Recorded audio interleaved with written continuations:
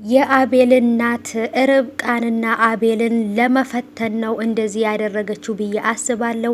አንዳንድ ኮሜንቶችም ደግሞ ይህን ሀሳቤን የሚደግፍ ብዙ ኮሜንት አይቻለሁኝ እና ርብቃንና አቤልን የፍቅራቸውን ጥግና የመዋደዳቸውን ጥግ ለማየት ብላ ይህንን ነገር ያመጣች ይመስለኛል። እንደዚህ ከመሬት ተነስታ ስትቀየርባቸው እርስ በርስ ተደጋግፈው ይህን ነገር አልፈውት ሁሉን ነገር ያስተካክላሉ ወይንስ ደግሞ በትንሹ ይለያያሉ? በቃ ብዙ ፈተናዎችን እያቀረበችባቸው ነው። ስለዚህ ልጇም ጠንካራ እንደሆነና ሚስቱም ደግሞ ጠንካራ እንደሆነች ለባሏ ዘብ እንደምትቆም ብዙ ነገሮችን ማወቅና መፈተን የፈለገች ይመስለኛል። ሰላም ሰላም፣ ውድ የተከበራችሁ የቻናሌ ተከታታዮች እንዴት ናችሁ? ከኔ ጋር ሁሉ ሰላም ነው።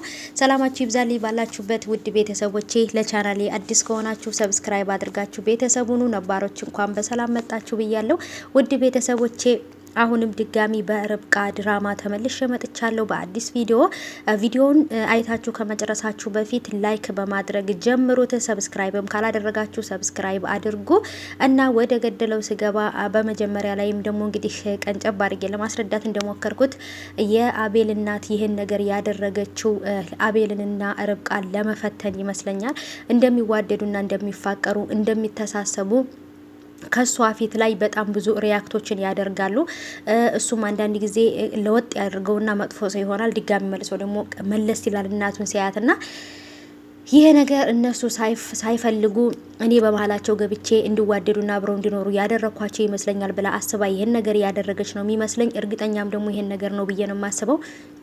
ምክንያቱም ርብቃዬ የኔ ርብቃ እያለች እየጠረቻት የነበረችን ሴት አሁን ድጋሚ ከመሬት ተነስታ ለምን እንደዚህ ያደረገች? ልክ ወንም አሁን በፊት እየገመት ነው እንዳለ ነው በባለፈውም ክፍል እንዳየ ነው ከርብቃ ቤተሰቦች ጋራ የአቤል እናት ከዚህ በፊት ያላስተካከሉት ያላጠሩት ቆሻሻ አለባቸው። ይሄም ማለት ደግሞ ብዙ ነገር ተደራርገው ቂም በቀል በውስጣቸው አለ። ወይንስ ርብቃን ወደዚህ ቤት የላኳት ሊበቀሉኝ ፈልገው ነው እኔ ሊጎዱኝ ፈልገው ነው ብላ ነው ይሄን ነገር የምታደርገው? በቤተሰቦቿ ነገር የሆነውን ርብቃ እየተቀጣች ነው ምንድን ነው? ወይንም ልጇንና ርብቃን መፈተን ፈልጋለች። ይሄ ልክ እንደ አንድ ፈተና ማለት ነው።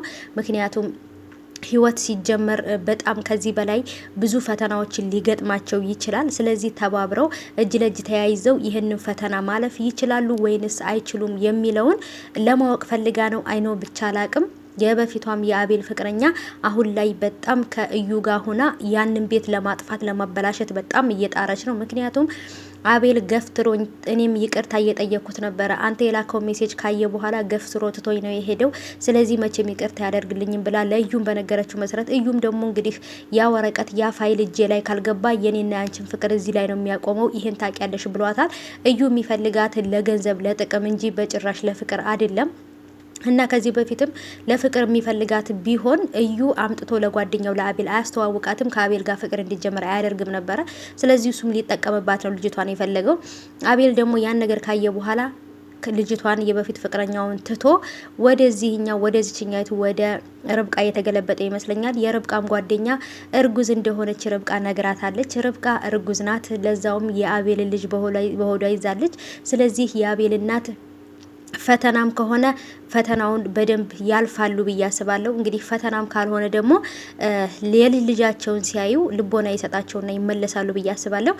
ግን አሁን ላይ ወጣት እያጫወታት ነው። በቃ እናት መሆኗን ረስታው ጭራሽ እንደውም በቃ እንደ ህፃን ልጅ እያደረጋት ነው። የገዛ ልጇ ራሱ ደንግጦ ዝም ብሎ ነበር ፈዞ ሲያያት የነበረው አቤል ማለት ነው። እዩም ደግሞ እንደዚህም ቦቀቅላ ልጅ የመሰልሽ ምን ሆነሽ ነው ማሚዬ ነበር ያለው። እና እንደገና እርሶ ካለ በኋላ ካከበራት በኋላ እንደገና ደግሞ መልሶ አንቺ ብሎ አቀለላት ማለት ነው።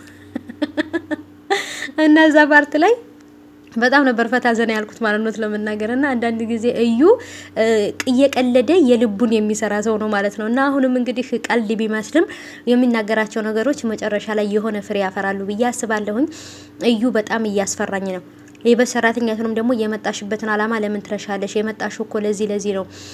ቤቱን ስታጸጂ ወረቀቱን ፈልጊ፣ ወረቀቱን የማታገኘው ከሆነ ለምንድን ነው ገንዘብ የምንከፍልሽ? እያለ በፍጥነት የመጣሽበትን አላማ አሳክተሽ ከዚህ ቤት መውጣት አለብሽ ብሏታል። የቤት ሰራተኛይቱ አዙ ነው ስሟ መሰለ የቤት ሰራተኛ አይቶ አዙ ማለት ነው እንግዲህ። እውነቱም እናንተ አዞ ናት ልጅቷ ራሱ ማለት ነው። በቃ ምግብ ስበላ ተው በቃ አትቻልም ማለት ነው።